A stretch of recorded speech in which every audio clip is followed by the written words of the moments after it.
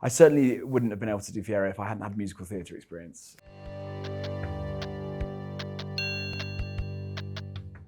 Hi, Jonathan. Nice to meet you. I'm Fiyero. Winky country.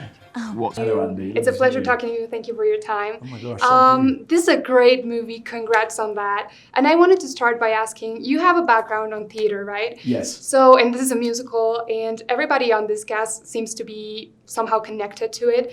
So I'm wondering, how did your theater background help you portray Fiyero, and how did those skills, help you on this movie? Oh my goodness, immeasurably. And actually, you'd think when in performing Fiyero, I realised that all the different theatre experiences that I've had sort of amounted to this. I think that an experience in theatre teaches you about hard work and playfulness, and also in the rehearsal room for stage, you get to make lots of bold choices and to be as playful, and some work and some don't.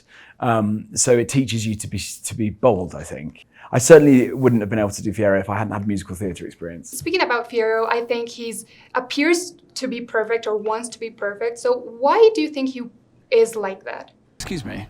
There is no pretense here. I happen to be genuinely self-absorbed and deeply shallow. I think, I wondered whether when I met John, we started to think about him going from school to school to school. And he's clearly been sent to boarding school from a young age. So I wondered whether his relationship with his parents might have been, it might have been really tough for him. And he might have felt that he's never really been fully acknowledged or loved. And that in order to get through moments in the day, he needs to create this ability to have an instant but shallow rapport with people. And I think that's why he says he's deeply shallow, because I think he's aware that there's a disconnect between how he operates in the world, but his feelings are strong and he has a deep sense of compassion. And I think it's that Elphaba awakes in him, but she sees through the veneer. And I think he's waiting and hungry for someone to come along to make him feel alive and to make him care.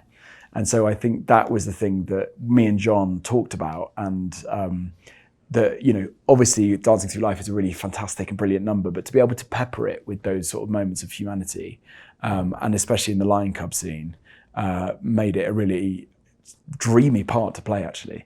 Dancing Through Life, it's great. Congrats on that. Thank you. And if you could describe this part one in a phrase, what would you say? Cowabunga. I would say I would say it's a dream. And I mean, it's a dream because it's the best sort of creative minds coming together to tell this story. It's a beautiful world. It feels nostalgic, but it also feels current, and it feels like it defies expectation. And so cowabunga is the word I'd say. And favorite song from Wicked? Oh my goodness. Currently it's What Is This Feeling, in brackets, loathing. What is this feeling so sudden and new?